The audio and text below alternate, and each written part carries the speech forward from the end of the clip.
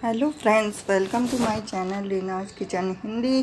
तो आज है शनि प्रदोष। तो हिंदू धर्म में शनि प्रदोष के दिन खास महत्व है पूजा का, और इन तिथियों के अनुसार भी व्रत उपवास रखे जाते हैं। जिस प्रकार प्रत्येक मास की एकादशी पुण्य फलदायी मानी जाती है, उसी प्रकार हर माह के कृष्ण पक्ष की शुक्ल पक्ष में त्रयोदशी तिथि का व्रत एवं उपवास काफ़ी लाभदायक होता है।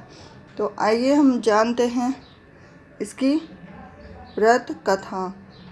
तो इसकी व्रत कथा जानने के लिए, जैसे प्रत्येक एकादशी की अपना महत्व और कथा होती है, उसी प्रकार प्रदोष व्रत में भी शिवजी के पूजन के साथ उनके वार का बहुत महत्व होता है। प्रत्येक वार को आने वाली प्रदोष को एक नए नाम से बुलाया जाता है, जैसे सोम प्रदोष, मंगल प्रदोष, शनि प्रदोष इत्यादि। और इसकी पूजा किस तरह से की जाती है उसके बारे में हम जानते हैं। तो प्रदोष की पूजा प्रदोष काल में की जाती है, अर्थात जिस दिन त्रयोदशी प्रदोष काल में रहती है उस दिन प्रदोष व्रत मनाया जाता है। इसी कारण उसे प्रदोष व्रत कहा जाता है। शाम का समय प्रदोष काल का समय कहलाता है। इस कारण से भगवान शिव और माता पार्वती की पूजा की जाती है।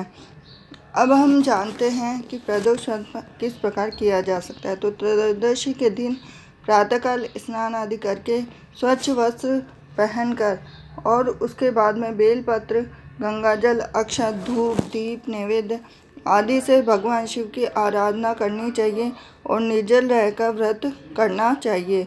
फिर प्रदोष व्रत को समय भगवान शिव शंकर की पूजा करनी चाहिए। इस प्रकार ऐसा करने से व्यक्ति को संतान सुख की प्राप्ति होती है और सभी मनोकामनाओं को पूरा करने के लिए किया जाता है। परंतु संतान की लंबी आयु और संतान प्राप्ति के लिए प्रदोष व्रत किया जाता है। इस प्रकार से आज हम प्रदोष की कथा सुनेंगे। तो सूत जी बोले कि हे मुनियों में श्रेष्ठ जी, मैं आपको कथा सुनाने जा रहा हूँ। वही कथा भगवान शिव ने देवी सती को सुनाई थी, और ध्यानपूर्वक यह कथा सुनो। प्राचीन समय की बात है। एक नगर में धन दौलत और वैभव से संपन्न एक दयालु सेठ रहता था। उसके यहाँ से कभी भी कोई याचक खाली नहीं लौटता था। तो इस कारण से कोई भी खाली नहीं लौटता था। वह बहुत धन धान्य से संपन्न था। जब भी कोई उसके द्वार पे आता तो उसको दक्षिणा देता। दयालु प्रवृत्ति का था, धार्मिक कार्यों में भी बढ़ चढ़ कर भाग लेता था। इतना ही नहीं, धर्मात्मा सेठ की पत्नी भी सेठ के समान ही थी। वह भी दान और पुण्य आदि सब काम कदम कदम पर सेठ के साथ सहयोग देती थी। लेकिन भगवान अपने भक्तों की परीक्षा लेते हैं। सेठ और उसकी पत्नी इतने धर्मात्मा और दयालु होने के बावजूद भी दोनों बहुत ही दुखी रहते थे, क्योंकि उनके कोई संतान नहीं थी। तो वह अपनी संतान न होने के कारण अत्यंत ही दुखी रहते थे। तो एक बार उन्होंने निश्चित किया कि वे तीर्थ यात्रा पर जाएंगे, तो तीर्थ में आने वाले सभी देवताओं से अपने लिए संतान सुख की प्राप्ति के लिए मांगेंगे। तो इस तरह से दोनों ने जैसे ही विचार किया, तो विचार करने के बाद वे अपना काम काज सेवकों को सौंप कर तीर्थ यात्रा पर निकल गए। और वह नगर के बाहर ही निकले थे कि उन्हें नगर के बाहर बरगद के एक विशाल वृक्ष के नीचे समाधि लगाए एक तेजस्वी साधु दिखाई दिया। तो दोनों ने सोचा कि साधु महाराज से आशीर्वाद लेकर ही आगे यात्रा शुरू की जाए। तो पति पत्नी दोनों समाधि लगाए साधु के सामने हाथ जोड़कर बैठ गए, किंतु साधु महाराज की समाधि नहीं टूटी और वह समाधि टूटने की प्रतीक्षा करने लगे। सुबह से शाम हो गई तो साधु महाराज की समाधि बिल्कुल भी नहीं टूटी। तो अब पति पत्नी भी सब कुछ छोड़कर वहीं बैठे रहे। अगले दिन साधु महाराज समाधि से उठे तो उन्होंने सेठ जी